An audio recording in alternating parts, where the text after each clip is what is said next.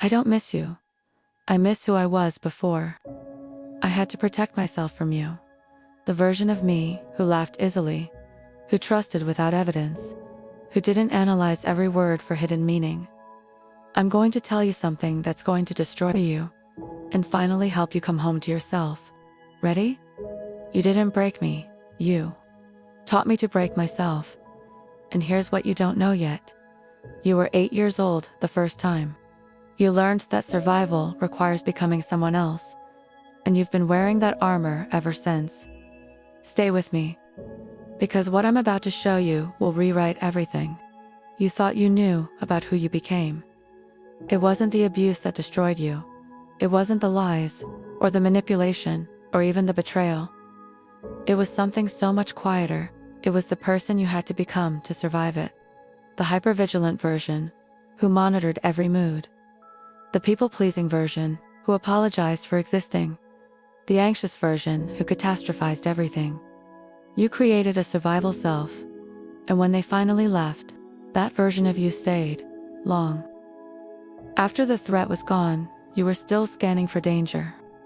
Still walking on eggshells in rooms where you were safe. Still making yourself small in spaces that had room for you. You didn't just survive them, you became survival. And here's what you'll never forget. You don't recognize yourself anymore. You look in the mirror and see a stranger. Someone who flinches at raised voices. Someone who apologizes before speaking. Someone who checks their phone compulsively to make sure everyone's okay. Someone who can't make decisions without second-guessing themselves into paralysis. This isn't who you were. This is who you had to become. The defensive version, the guarded version, the version who learned that letting your guard down gets you hurt. You survived them, but you lost yourself in the process. And the worst part, you can't just decide to stop. The hypervigilance won't turn off. The anxiety won't quiet down. The people-pleasing won't stop, because these weren't choices. They were survival mechanisms that saved your life. And now they're the prison you live in. But the real damage wasn't what they did. The real damage was what you did to yourself to survive them. You learned to read micro-expressions to predict moods before they arrived. To adjust your personality based on the emotional temperature of the room. You became a chameleon, a fixer, a peacekeeper at the cost of your own peace. You stopped having needs, because having needs made you vulnerable. You stopped having opinions, because disagreeing was dangerous. You stopped taking up space, because being big made you a target. You didn't just adapt to survive. You erased yourself to exist, and now, even in healthy relationships, you perform. You monitor. You apologize for things that aren't your fault. You shrink when you should expand. You carry them with you everywhere. Not because you want to, because the version of you they created doesn't know how to leave. Close your eyes. You're 8 years old again. Can you see it? Can you feel what it felt like the first time you realized being myself isn't safe?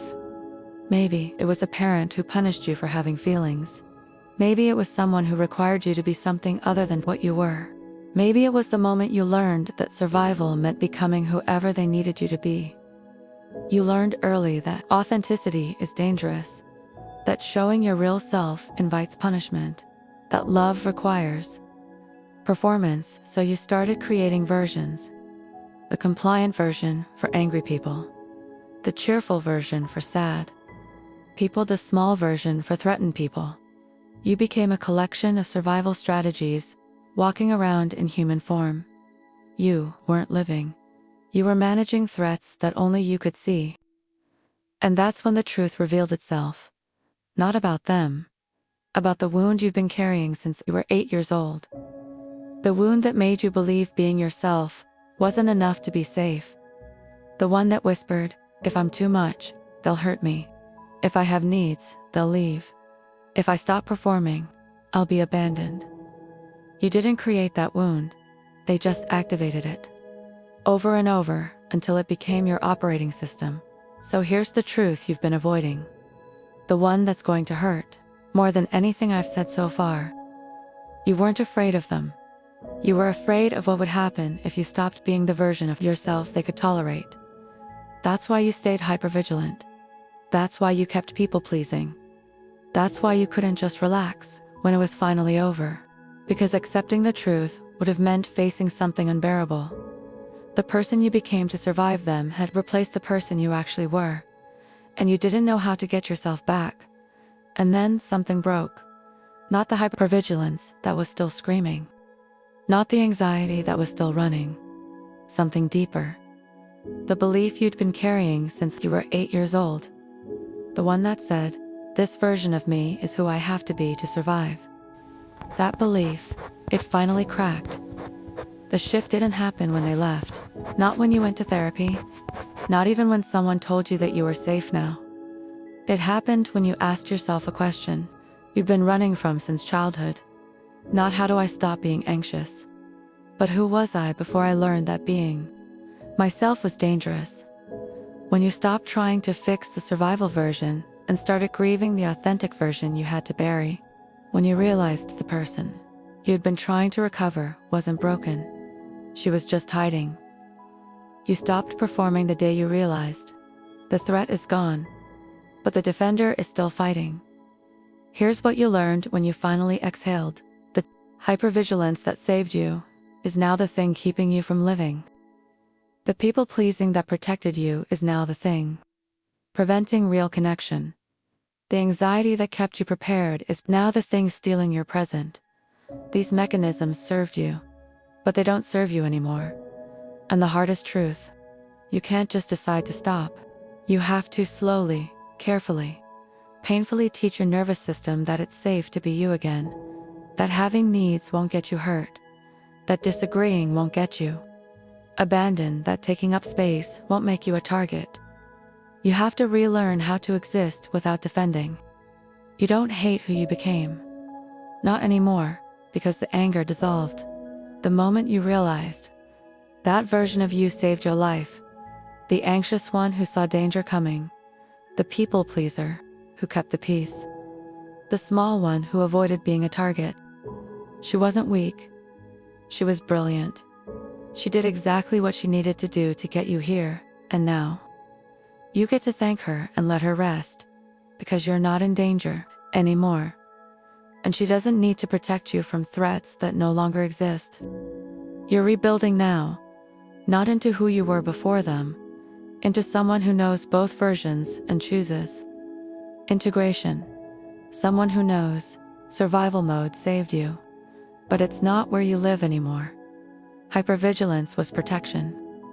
Now it's a choice you can make. And you will never again abandon yourself to keep someone else comfortable. You are learning to recognize when you're in survival mode and gently come back to yourself. You are honoring the version that protected you while creating space for the version that wants to live.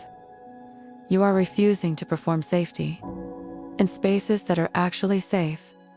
You are practicing taking up space without apologizing. And if someone needs you to stay small to feel comfortable, they don't get access to you.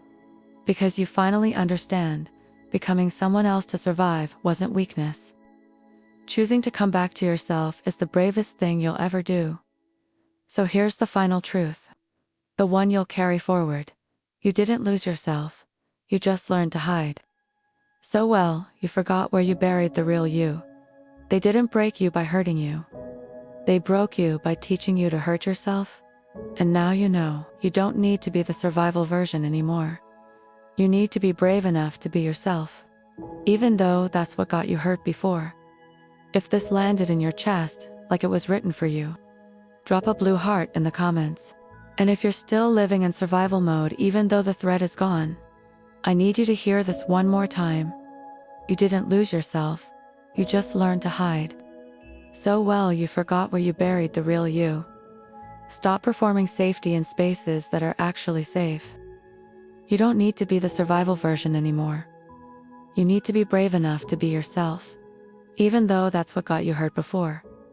I'll see you in the next one.